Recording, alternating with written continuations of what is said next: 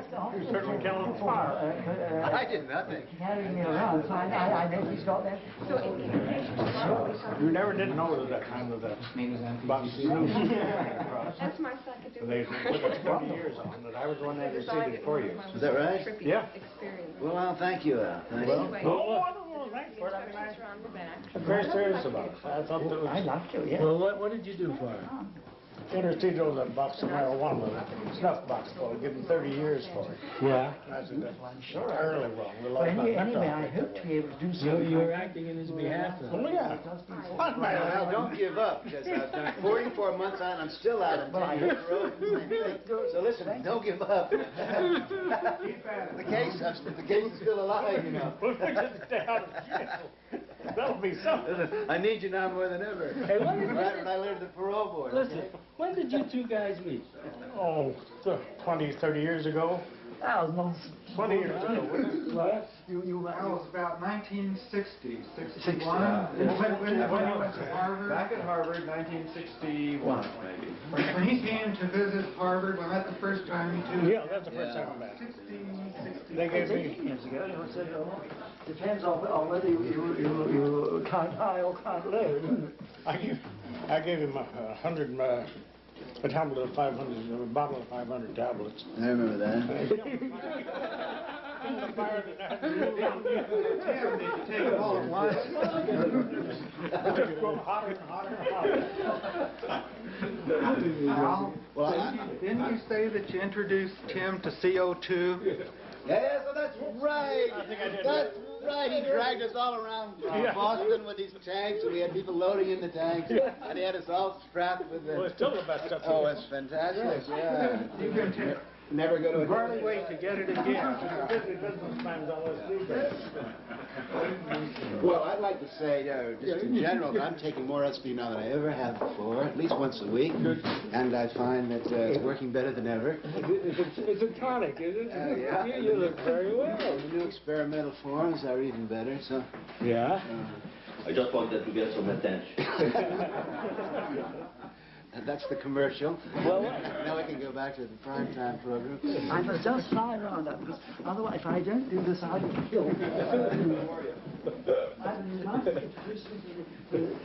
well, listen, so what has it done, actually, through all the years? A great clarity of vision, a great clarity of mind. If he'd never seen me, he'd have been better off.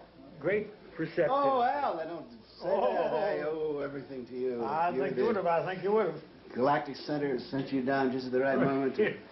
Yeah, to create a disturbance. Well, yeah, she likes disturbance.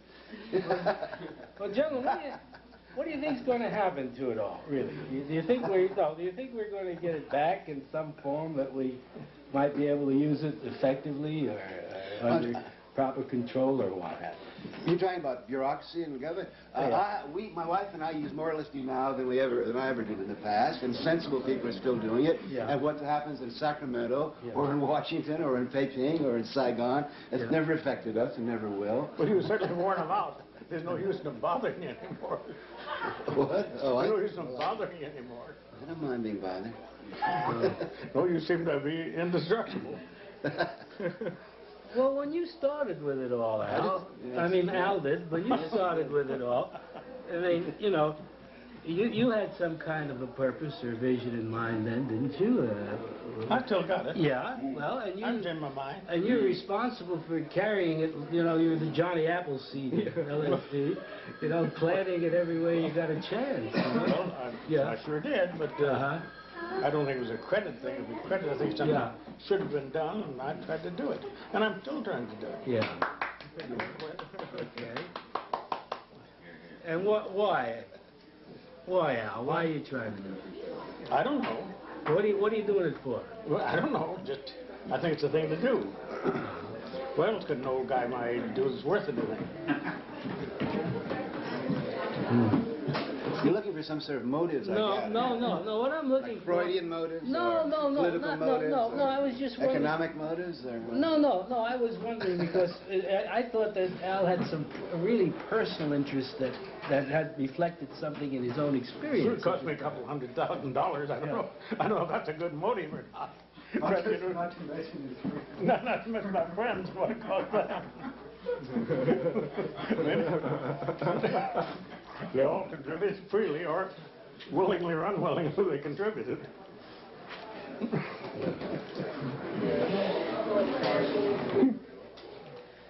What do you think its best use is for now, Al? I don't know, just keep on doing it. Just to keep on waking people up, let them see themselves for what they are. I think old Carter could stand a good dose of it. And maybe Brown, maybe Brown up at the Pentagon, Turner to do him a world of good. Come sit in here, Sorry. Oh, yeah, I'll pop there, don't worry, Tim. I carried out my... But I do wish which I had to I do wish your David stuff scuba dive. stuff getting in bad. My son would kill me if I- Getting what? Getting in bad. Bad. Okay. Well, everything's worked out very well. I'm very respectable like that. The new Rolling Stones, you know, song about talking heroin with the president. We're so respectable. We're so unobjectionable.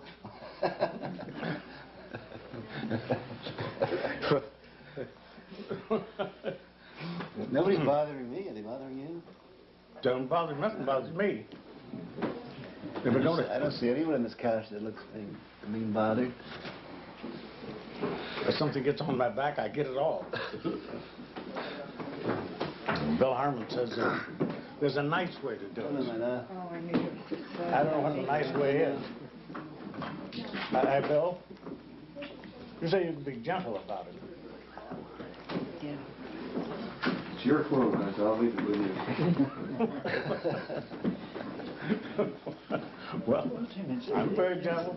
We just remember the first time we met, which was in Cambridge, on the night of the Kennedy election. 1960. In 1960, we went out to this place, and Timothy then was wearing his grey flannel suit and his crew cut, and we had this very interesting discussion with him. And when we went, I don't think I ever told you this, Timothy, but when we went away, we both said what a nice fellow he is. And he said he's a very nice man, and all of a sudden it's very, very nice to think this work's going to be done at Harvard. He said it'd be so good for it. And then I said to Aldous, I said, I think he's a very nice fellow too, but don't you think that he's just a little bit square? And Aldous said, you may well be right. He said, after all, isn't that what we want? And Timothy, when I'm discussing the need for understanding human temperament, this is the story I tell. Because I said, here Aldous and I both deeply interested in the nature of human temperament, and we meet someone who I think that was probably the least satisfactory description of you ever made, Timothy. I think even your greatest enemies would never make that description. And we made it. We were very, very concerned because we felt that you were perhaps a bit too unadventurous. You see what insight we had. Well, you sure contributed your part. But I've always considered myself very square. Yeah. So we were right in a way, weren't we? I always try to hang around the hippest person in the area, and continue to do that. Because I feel that I really basically feel I'm square, and I have very little sense of aesthetics, so I try to hang around the most sophisticated, beautiful people in the world, just so hope some of it will radiate off on me. I have other qualities, though. You see your career in the sense of self-improvement and the sort of Horatio Alger stuff. No, it was one of the most monumental ill judgments. But it was very, very interesting. We had a very good evening, but we were not able to drink anything because apparently the laws in Massachusetts are such that when an election's on, no one's allowed to drink because of fear that you would corrupt the voters. Well, all these concepts of the hive concepts of political this or that, I think somewhat irrelevant. I used to say to Sidney all the time, I felt that I was much more conservative than you, Sidney, because I didn't want the government involved in any of our business. And I thought that was a pretty free enterprise, staunch. We each seem to have followed our own paths. You yours, me mine, he his. Fortunately, since they didn't go in the same direction, a great deal of ground was covered. Uh-huh. Yeah. Yeah, I guess one of the things Oscar might be interested in is what does it all mean and how is it all going to work out and all that sort of thing. And I wonder whether, I know I couldn't possibly evaluate. Anybody want to try?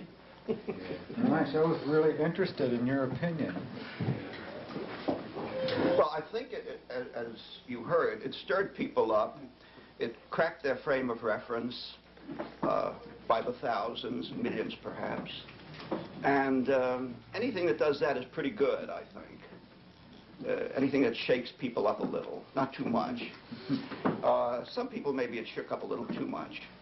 That was unfortunate. But in the totality, it may have been a desirable thing at that point in time.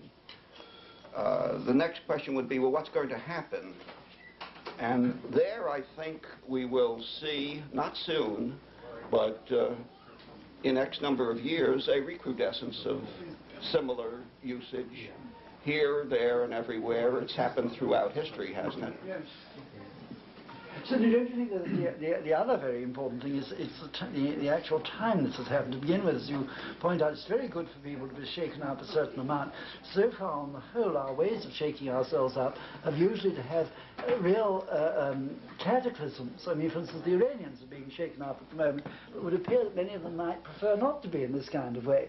Because the difficulty with having the great cataclysms is that you end up worse than you began. If one could be able to have a sort of controlled cataclysm from time to time, we'd be much better off, because every society gets set in its ways, and the society with a vast technology is always likely to get to the point when it's simpler and easier and comfier to let the technology take over. And one of the things, it seems to me, that these substances and the attitudes they generate very well is that one becomes less willing to do that, because it's not necessary. You are able, you don't have to look upon your technology as your idol. And it's easy to do this, and it's particularly easy to do this if you've got no way out. It's easy if you're able sort of to separate yourself. So you think that in days to come, as we become more constricted and more homogenized, that it may be even more necessary to have such... Much more necessary. But I think it's still very, very necessary, because we are so clever at building all these strange and remarkable things. But then the thing that we stop being clever is that we're very liable then to make ourselves in our own image. I mean, it's extremely interesting, the image of the things we've made, rather. It's very interesting that the mind described by Thomas Willis in 1670 was of a kind of mirror. And the reason why he described that, the mirror was an extremely fashionable new invention. Then the mind that Freud described, if you remember, was a magic lantern. That's where projection comes from. I mean, this was the latest thing. Now the mind was an indoor plumbing system. Yeah, that's right. That's right. Then the mind became a telephone exchange. Then I gather You're ready for that one. Then it became a kind of television thing. And I gather the latest thing to say, it's a hologram. Now the only thing that we know is it's none of those things. The fact is that we've invented all those things, and it's apparently a thing we always do. Now, as long as we don't take it too seriously, but it seems to me one of the things that these substances and the techniques you learn from them is they help you not to take it seriously. Now, with the other people, with other peoples, that none of them have ever managed to make, it seems to me, such an intrusive technology as we've made. It's always been much more difficult. Our technology is sort of marvelously able to do things which would have only tyrants could have done otherwise. Only tyrants could produce vast entertainments for themselves. We get vast entertainments for ourselves whether we want it or not. And therefore we need to have ways of dealing with it. I think Aldous was completely right in both his moralities, in Brave New World and in Ireland, that our needs now are very great. And since it doesn't seem to me that we're likely to dystechnicalize ourselves, Because even if we wanted to do this, if we were able to do this, I don't think we can, especially where no one else is going to do this. So the result of our sort of removing ourselves from the pastoral life would be that someone would come over and take over the continent. They'd be bound to. It would be too much of a temptation for anyone with a technology in being to see us like say the Americas in 1492. Oh yeah. Listen, but can I interrupt just one second? You mentioned his names. Has it been done yet? I think we should say hello to Aldous Huxley. Yes. And to Gerald Hurd. Yes, we should. And Alan Watts. And to Alan Watts, who is the most underestimated of all the philosophers of our time, and they're here with us. And to say hello to Art Chandler, by the way. Art. Hello, Art. Remember Art? Been going back a long way. Right? Yeah. And those of us in those days, I don't know that we fancied what we were heading into. Maybe we might have been willing to call a halt then at the time. But somehow, you know, we were really getting into some things that, from different directions, everybody was finding their own way. I'd like to say, does anyone here feel that mistakes were made? Or, oh, yes. Oh, no. Everything without making mistakes. Let's go around. What mistakes were made? Well, Timothy, estimations in retrospect are in principle unfair. It's really like the chaps, you know, who when the generals of World War II have large numbers of fellows who were not born at that time, who write interestingly accounts of how the Battle of the Bulge might have been better fought. And it's only too that's wonderful. It's only too easy. Everyone's going to write their own cosmology. That's right. But I mean, I think that... The world was made in 7 days, but where and when? Yeah, but I think that those sort of things, one could, I don't say mistakes, what I say, you could have seen other ways of doing it. My God, quantum physics now tells us that in any second it can go in how many different ways? Yeah. Yeah, well, that's one of the lessons. So that was a mistake made. Nobody gave it to Nixon. Well, in order to know whether mistakes were made, you have to know what the goal is. And if you can define a goal, I can tell you whether mistakes were made. I think mistakes were made, but that's my own personal goal. Well, I'll say one of the goals was to make the American people smarter, raise their intelligence. And I think the American people today are quantum jumps more sophisticated in exactly the general directions in which we all hope they would become more sophisticated, about consciousness, about the nervous system, about the brain, about the options people have in creating their own reality, about self-actualization, self-indulgence, about pleasure being a self-reward as opposed to high reward. My God. Pleasure is now the #1 industry in this country. Recreational travel, entertainment, sensory indulgence. My God, so now, you know, no question about that, #1. Now, that was my goal.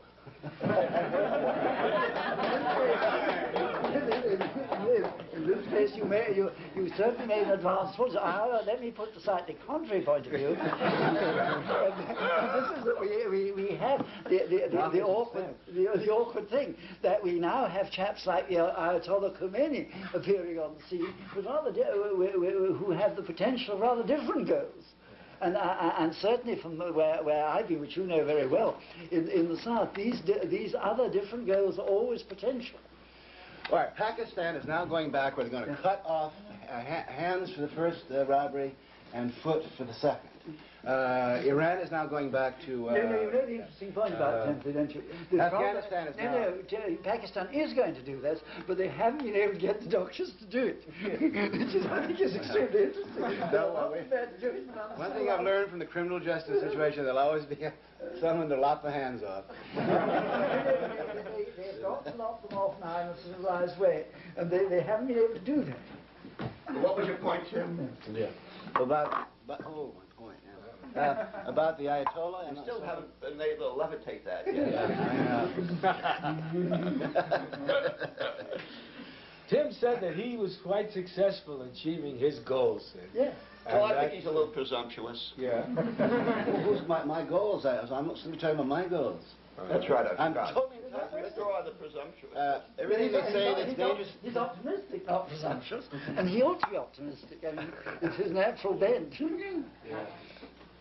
But since we all live in these bubbles that we create, we can only basically give ourselves our own report cards at the end of every so forth. Take credit for that which we didn't do. We didn't. Well, credit. No, I take no credit or blame. But we're talking about goals. See, that's different, isn't it? Credit and blame gets. It's another interesting topic. Sidney, how would you like to have seen it done? Yeah. Suppose the scenario had been played as you'd liked. Well, I don't put as high a stock on pleasure, although I enjoy it, as Tim does. I would hope that increased human wisdom might have been an appropriate goal. Increased human humaneness. This I don't quite see as occurring. I don't think we're any wiser. Some of us may be.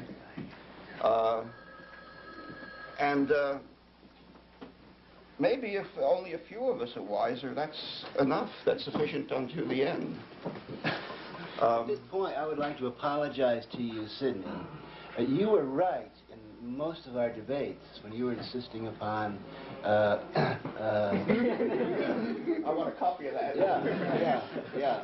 Why do you say that? Well, because you were insisting upon more scientific rigor, and you were emphasizing intelligence, where I was emphasizing consciousness. Now, I think I was programmed to do that, so I don't regret doing it, but it was like... it was in the third quarter of a game we played once in the Houston Astrodome when you know, several times, you definitely were saying things. I remember you were quoted in the New York Times after one of our debates as one of the quotes of the week. And it said that you didn't believe that we should be encouraging the evolution of a new species of primates that went around smelling flowers. You remember that quote? I don't remember it. Roughly, something like that. And you were right. I don't know whether I was right now, come to think of it. No, but Tim, you know, you and I had an agreement once, too. The last time I saw you, you know, we have our differences of view, and we were a little disturbed that some of the things you were doing and planning would make it more difficult. In fact, even at the time I saw you, it was making it more difficult to carry on legitimate research. And we agreed, you know, if you remember, that, well, Myron, you stay in there and you do the legitimate research, but you need somebody to kind of shake them up a bit. And so I'll shake them up, and then you can take them and show them where they can learn what the right path is. But I didn't know that when you're going to shake them up, you're going to hit them on the head with a ball bat. Well, I don't accept that metaphor.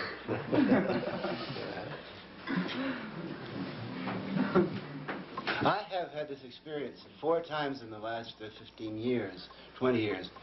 I was one of the younger members of that incredible revolution led by Benjamin Spock, Abraham Maslow, Carl Rogers, Rollo May, Harry Stack Sullivan. And none of us would be in this room if it hadn't been for the work of these people who are essentially giving conscious psychology back somehow to human access, taking it away from experts, so that I definitely feel that I'm a product of that group, which was essentially a totally American point of view in psychology. They were giving us an American psychology of do-it-yourself, trust your own impulse, you're out there in the frontier, you're having trouble out there, you can't call a Viennese psychiatrist and so forth.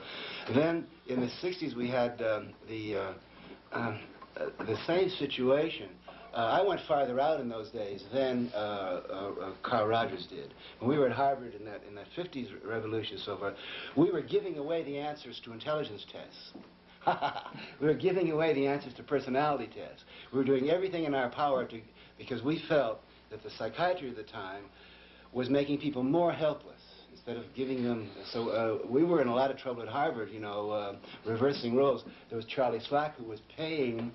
He was paying patients more money than he was paying the graduate students. That's one example of hundreds of role reversals in psychology before drugs. Then the drug thing came along, and I had several discussions with Sidney and with you and with everyone saying, and with you too, Al, saying, let us be the far-out explorers, and the farther out we go, the more ground it gives the people at Spring Grove to denounce us. So we were like your flanker backs or whatever it is. And we were the, very Yeah, and I never felt for a second, the hundreds of times that we debated, anything but this wise affection from you, Sidney, that we were somehow, to the best of our abilities, working for human freedom as we saw it, or playing, and I felt that the particular robot role that I was playing then was to, and we never knew what we were doing, you know, in any clear, precise sense, but it seemed always right to us.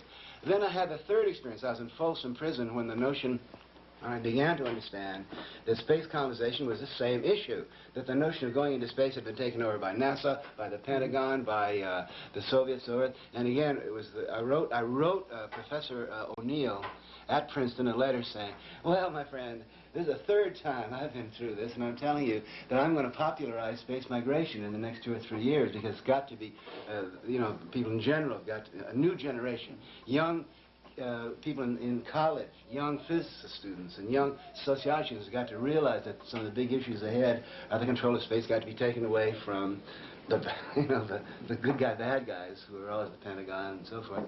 And now there's a fourth time involved in a situation like this. Genetics, the DNA code and that sort of thing is more important for the next decade, as the brain was. Who's going to control the brain in the late 60s and 70s?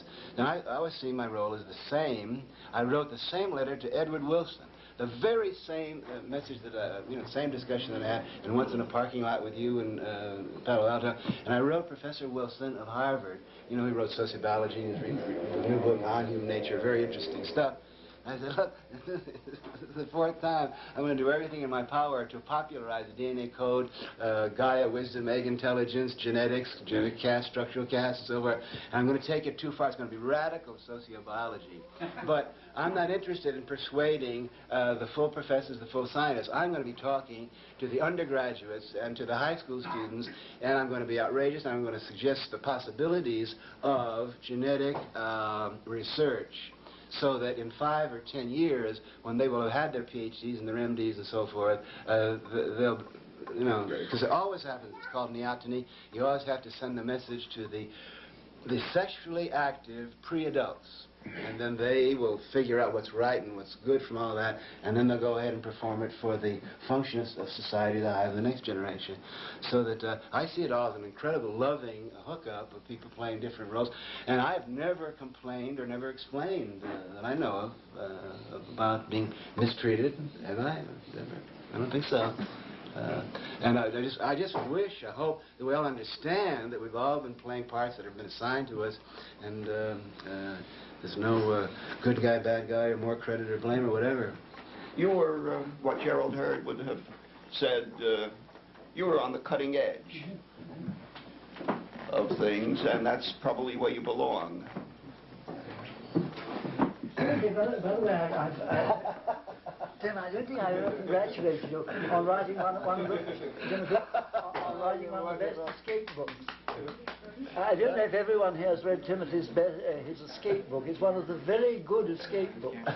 It was Bantams rather foolishly, I think, over-publicized it and didn't get the thing going the right way. But it's one of the best escape stories I've ever read. I'm something of an aficionado of escape stories, and it's one of the very, very good ones.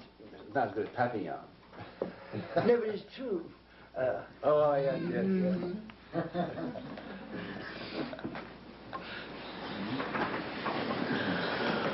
Now, Papillon gives you the feeling that it was being written for a movie. Unfortunately, yours hasn't been made into a movie, but it's a very good one. Well, I tried to sell the rights before the escape, but Hollywood wasn't ready. Well, I suppose that would be the best possible move. The movie coming out before you escape. When the weathermen came up in a car after I escaped, I knew it was the weathermen, and I turned and they had false passports, they had false clothes. I said, "Didn't you videotape this, you fools?" And they said, "No, no." Well, here we are. Yeah.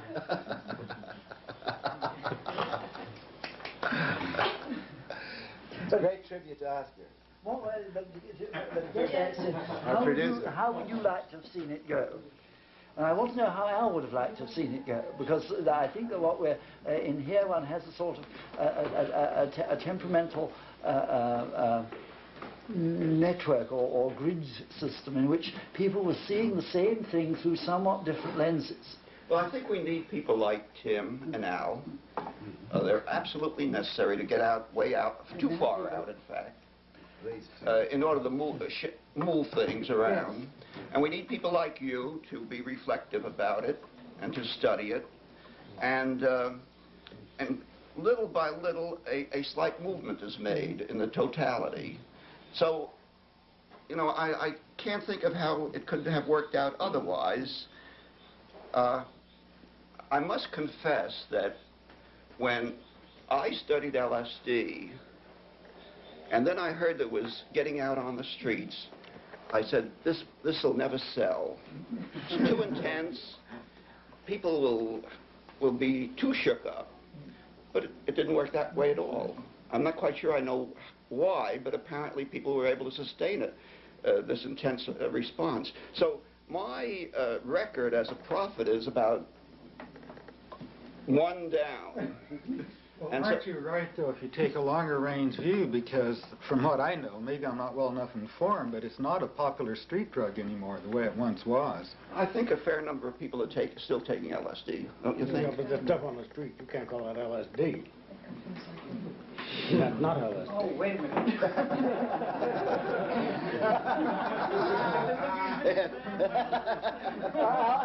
Al, perhaps you haven't been assiduous enough in getting the good stuff. I can't believe you failed to find the good stuff. Well, no, because I had 4,000 bottles of it to begin with. Yes. You're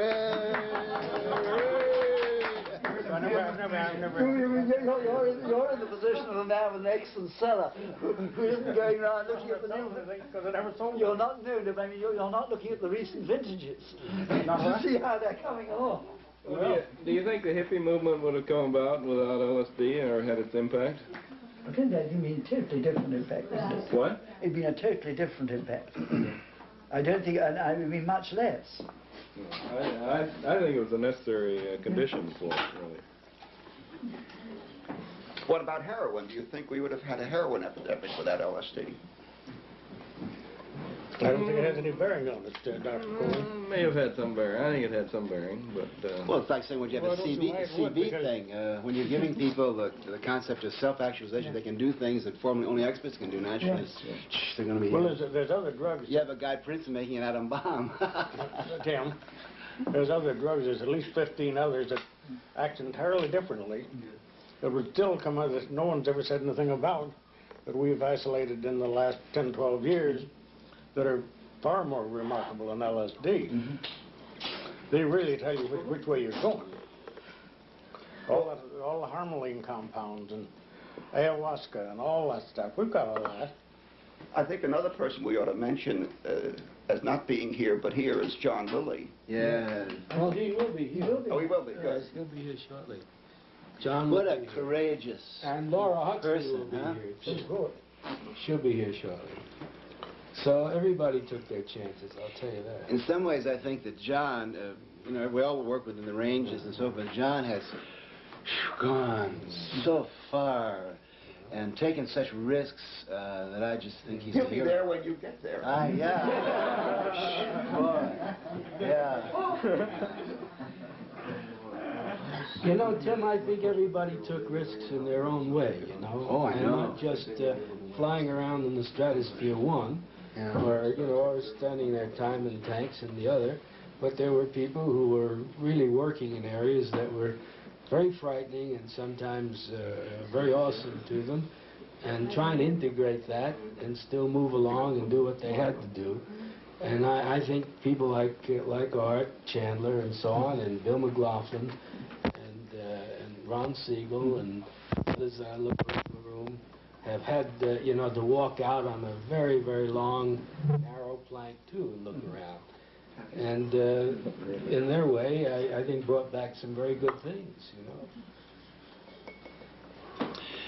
I think, you know, it's an interesting thing, too. As you go around the country, I'm sure you all have this experience, You talk to middle-aged, fairly respectable people in Tucson, Arizona, and they said, this is where the acid thing really happened.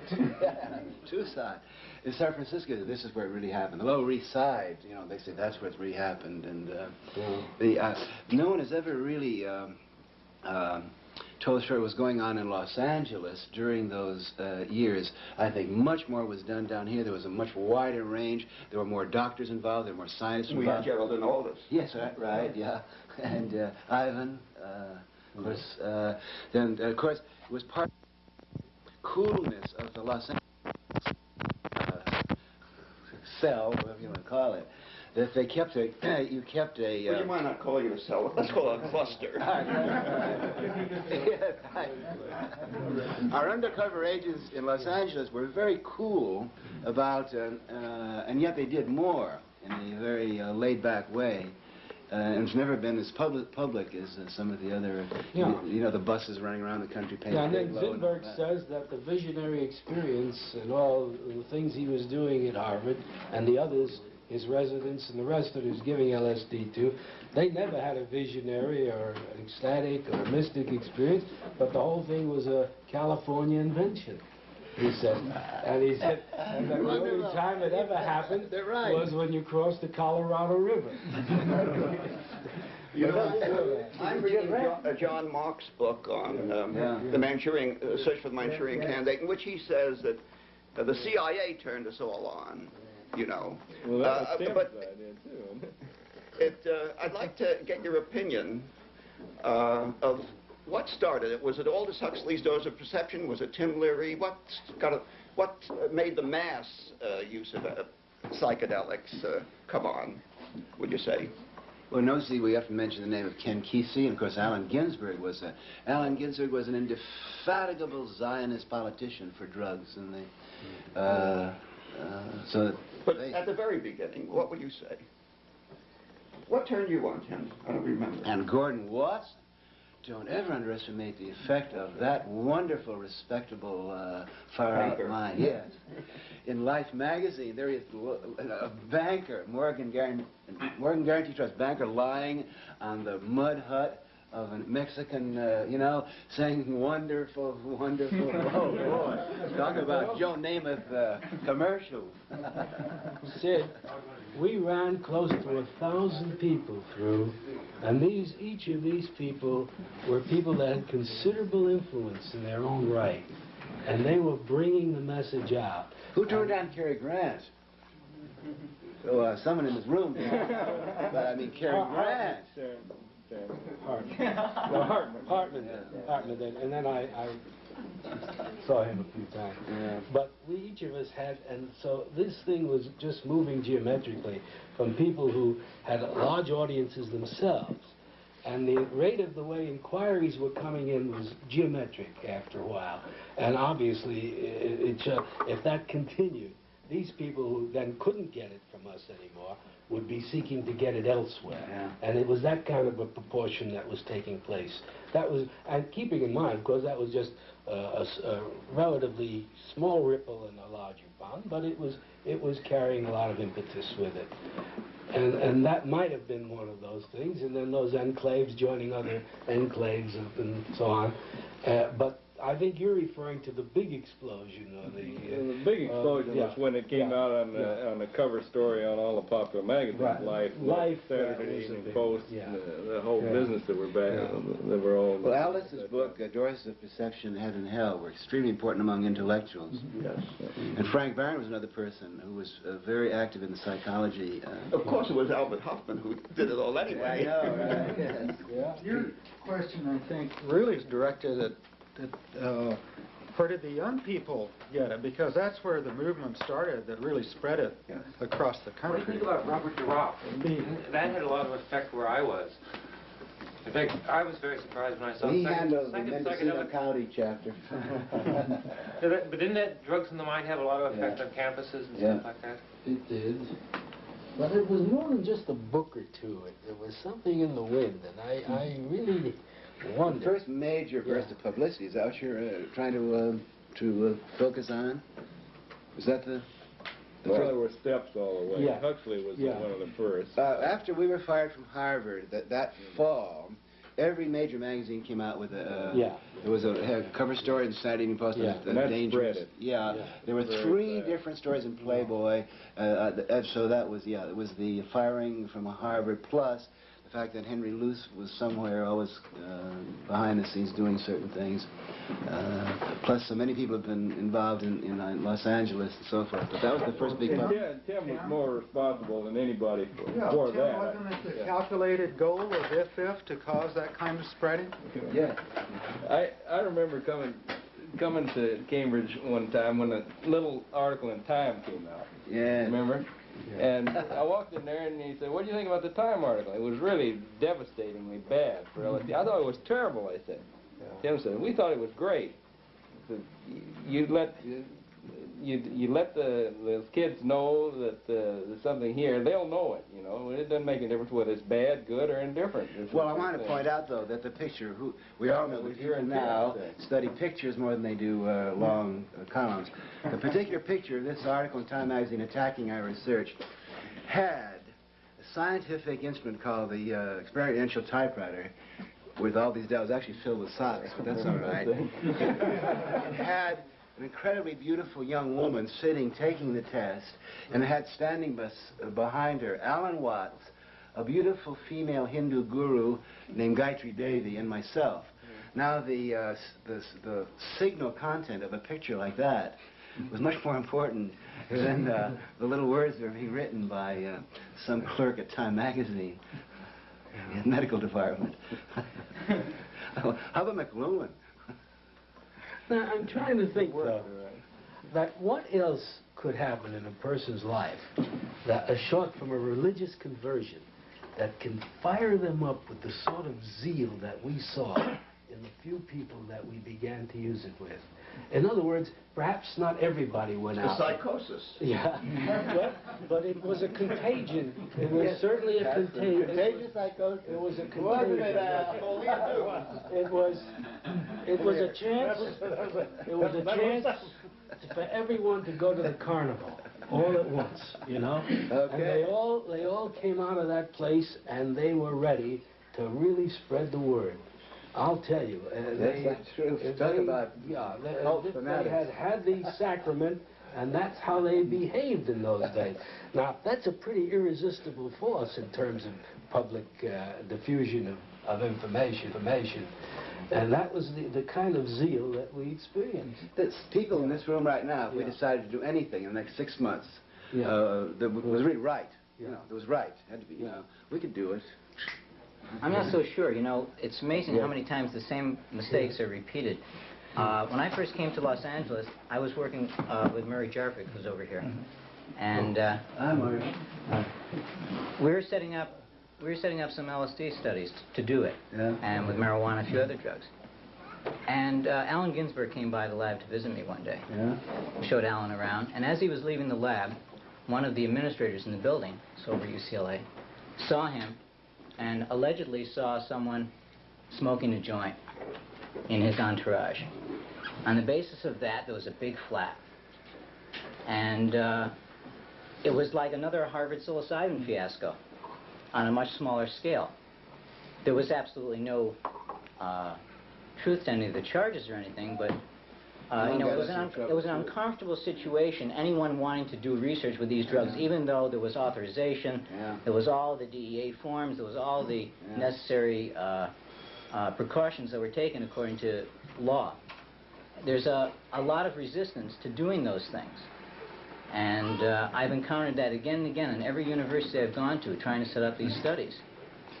And it takes a year and a half of paper. I think Murray took us a year and a half of paperwork. I think we're in the dark ages. To get our proposal approved finally. Drug research of that type. And the one thing that kept on coming down, they didn't mind marijuana. We were giving marijuana, had 11 hallucinogens listed on the proposal. And the only one that the proposal kept on coming back for was LSD. They said, oh, you're going to use LSD, you got to do a follow-up. You got to do a 90-day follow-up, you got to do a year-and-a-half follow-up. 30-year follow-up. They didn't care about the mescaline, they didn't care about the psilocybin, they didn't care about ketamine, which we can give to children. And It's the only drug that we can give to children without any formal, any hallucinogen that we can give to children without any formal studies. Well, why is that? Why are they so... Because it's a normal surgical anesthetic given to hospital patients. Excuse me. I mean, another thing. We're talking about historical moments. Yeah, right. The article that Murray and Frank wrote in Scientific American, and again, at another level, was one of the Everest points in all this. Yeah. We thank you for that, Murray. Indeed. And a man who may come today, who really deserves a great deal of consideration in all this, is Nicholas Purcell. And he may come a little later. He said he was going to be here. Nick is a remarkable man, very quiet and in his own way, went to Europe at the very beginning of all this, and I suspect in writing the book that he may have been the very first person to use LSD in America, although that's often accredited to Wrinkle in Boston. And the reason is that he was sitting, you know, he's a Hungarian, and Hungarians get into rather interesting places. And he was talking to Stoll, the young Stoll, who he said, so he told me, said, by the way, Nick, I don't know if they're talking Hungarian or what, he said, there's a few things I think you ought to try. And he reached into his waistcoat pocket and took out a few vials. And then, here, when you get a chance, he said, you may want to try that. And that was before, to my knowledge, before Wrinkle ever got the material, and before they set up a regular program for its distribution in America. So if Nick comes later, I certainly would love to see him, one, and appreciate whatever. This is like a Grammy Awards session. It really is. Category for. But no, the thing is that now Nick, Sid, you saw Nick when he was first starting, didn't you? And he had the material before you did, didn't he? Yes. He published an article in the Archives of General Psychiatry very early. Yeah. And then there's the first article about 7th or 8th in the Sandoz bibliography were attributed to two Americans named Bush and Johnson. Yes, of course. In middle America, who just about never showed up anywhere else. And I called Bush and I said, is there really such a person, you know? And he said, yeah. He said, I'm 70 years old, having a marvelous time. I said, hey, I said, did you realize you were the first person to publish in an American journal on LSD? He said, yeah, I guess so. He came to some of the Macy Foundation conferences, you remember. You were there, I think. Yeah. And I said, how did you get onto it? He said, I don't know. We got the idea that if we had a good delirium going, he said, we may shake things up a bit, you know. He said, and Johnson and I said, when did you get it? 1940, 50. He said, oh, we just sent the Sandoz. Amazing. You know Albert's story about that, don't you, about the Sandoz salesman and LSD. Do you know that story? But Albert says that for many years, last time I saw him, he said the Sandoz salesman would come to him and say, when are you going to get something like LSD? when we used to go out, for Sandoz, you know, it's quite a small, very respectable Swiss company, and they'd bring their wares along and no one would show much interest. But after LSD, when the Sandoz salesman appeared, people would say, you're the people who made LSD. And they would then pay great attention to every one of their products. And the salesman looked upon this as being the greatest sales innovation that Sandoz ever made. Well, there's another side to that story. When I spoke to Burrell, who was the vice president in charge of public affairs in Hanover, I said to him, the usual subject about what happened to LSD. He said, hell, the reason we gave it up, he said, because we couldn't sell it. But he simply he took the wrong view. It wasn't the selling, it was the sales that went with it. Well, I guess so. But I remember Tim coming to the house one morning, and we were all having breakfast, and Robbie, my boy, was just a little fella, and Tim was wearing a hearing aid. I don't think you remember this. And Rob had never seen a hearing aid. And I dearly loved Tim for this. And he said, Tim had a twinkle in his eye. You know, he looked like a real picaresque, you know, Spanish-Irish kind of a guy. And he said, what's that? And Tim said, well, that's my direct line to the president. So Robbie, that was when he was square haircut, you know, and all that stuff, you know. No. And so Rob said to the president, he said, yeah. He said, what would you like to hear from the president? So Rob said, he said, how about no school tomorrow? So he said, sure. And he pulls the hearing aid on, puts it in front of him, and he said, President Johnson? Yes. This is Tim Leary here, staying with the janitor. Yes, he said, by the way, he said, the young man here, he said, Rob, he said, he would rather there was no school tomorrow. And the next day was a holiday. and Robbie, and for months, Rob said, is that fellow ever going to come back? Isn't that great? And I remember old Al Hubbard coming up to the house and with his leather pouch, you know, he used to be he rode the circuits, boy, and he opened up his leather pouch, and in it was all the wampum and all the great stuff he had, and he was trading off. Well, he said, what do we have here for the month now, Al? And Al said, well, we've got this and that. Now, something new's coming up. How would you like a little of that? Remember? Yeah, I remember. Oh, God, we were waiting for you. We were waiting for you like a little lady on the prairie waiting for the catalog to see his roebuck catalog. Well, I did the best I could with the tools I had. I know. You had some good Primitive period, Al. Let's face it. Al, what did you do with that $1 million check that you carried around with you? You had a check you showed me for $1 million. It was the most money I'd ever seen on a check in my life. Well, that's the most I've seen today. It's cost me and other people a lot of money since then. Listen, I'm not telling tales out because I know you've shown it to others as well as myself. Well, I think I was pretty kind of proud of it, but I finally got down to $100,000. And then, of course, they all went away. This all cost a lot of money because there was no bills to anyone except those that charged for it themselves. That was only a couple of hospitals and 2 or 3 clinics. But all it cost a lot of money. Was it before inflation or after? What? Before inflation. When Sid wrote his paper on the complications, you remember that?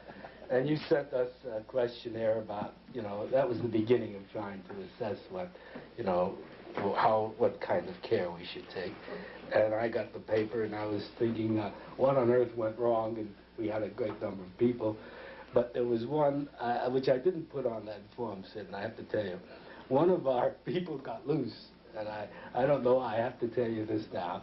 And we couldn't find him, and this was Wilshire Boulevard. And can you imagine running, and we thought we had the thing well worked out, and the usual babysitter, you know, the usual routine.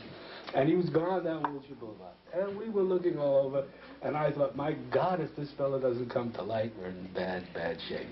So I was coming back to the office and feeling kind of glum about it, when suddenly I hear somebody whistling. And I look around, I don't see anything.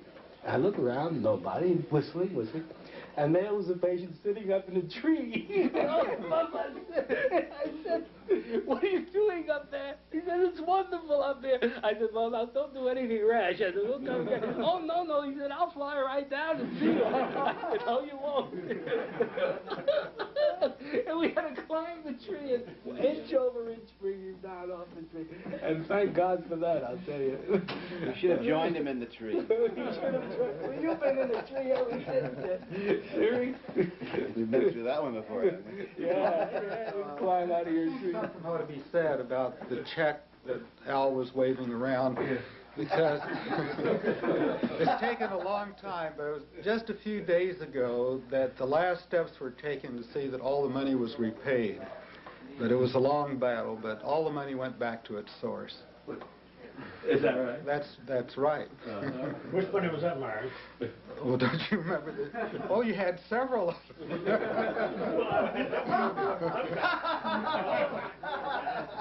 Thank God I didn't have to get involved in the others. Funny, you know, I must say to Al's credit that he never made a lot of money selling that stuff at all. He was a great trader, though. He'd say, how about a little almost pure tetrahydrocannabinol. In those days, it was kind of a viscous you know, oil. Remember that stuff in tubes? Yeah, He yeah, said, yeah. now what have you? He said, what have you got to offer? Well, now, how do you figure this belong business, Byron? What? Went back to where it belonged. How do you figure it? From the source. Huh? The person who furnished the money got it back. How? Well, you know how. I don't know how. But it's not a matter for I don't think it's a matter for public record. Well, I don't know what's different. They're among friends. Only Harry is recording it. $10 million.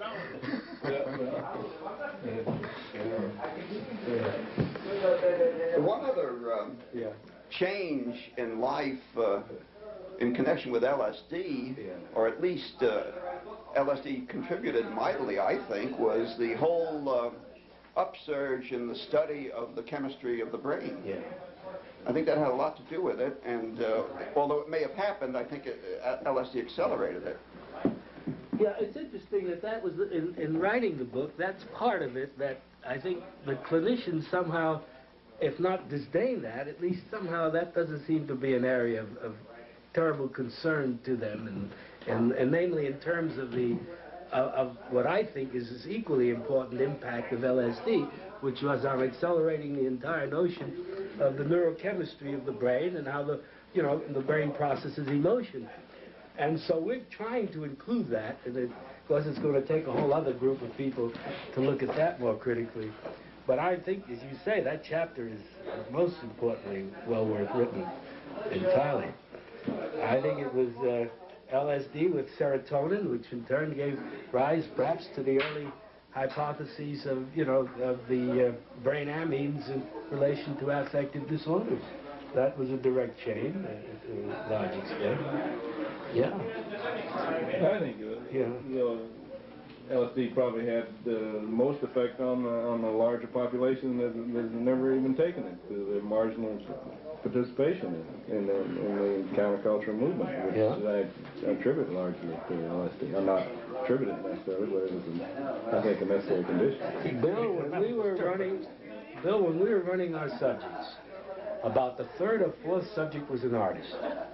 And he saw a Kachina doll that was sitting on the shelf, and he said, I must draw something. I've got to look at something. I've got to paint it. So we took the doll off the shelf, and he began to sketch it in, sort of haphazard ways you do, he couldn't control it very well. And when he was through with the experience, he said, this is the most important artistic experience that I've ever had.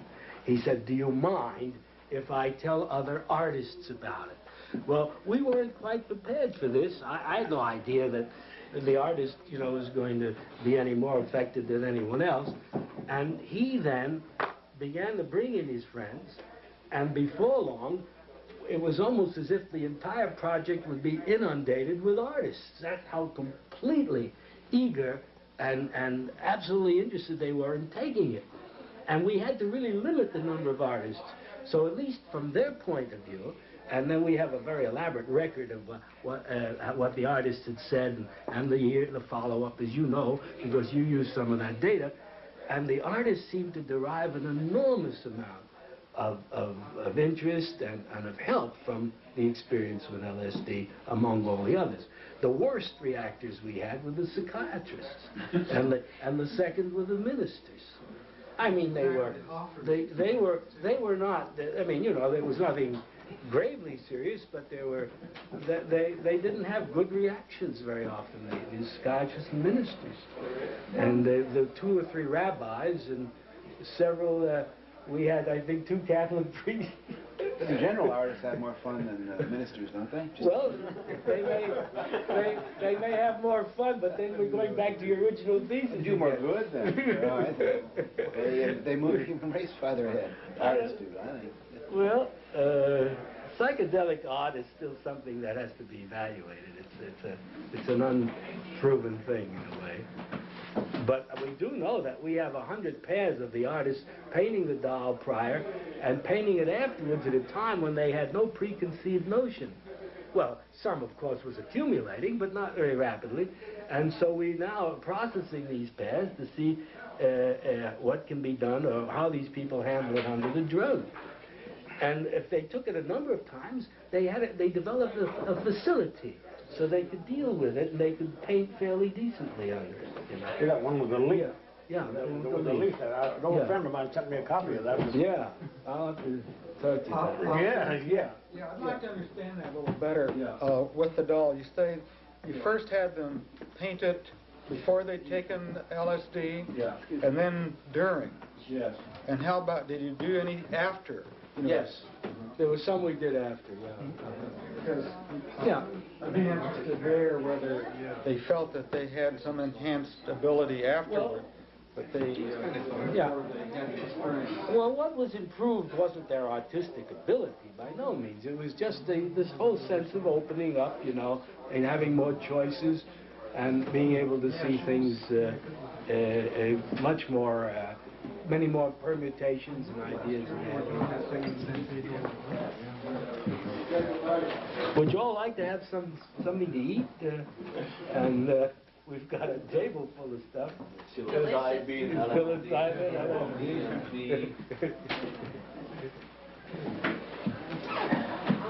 Yeah.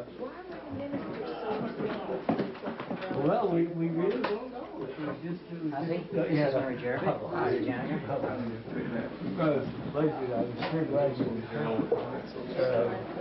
don't know that.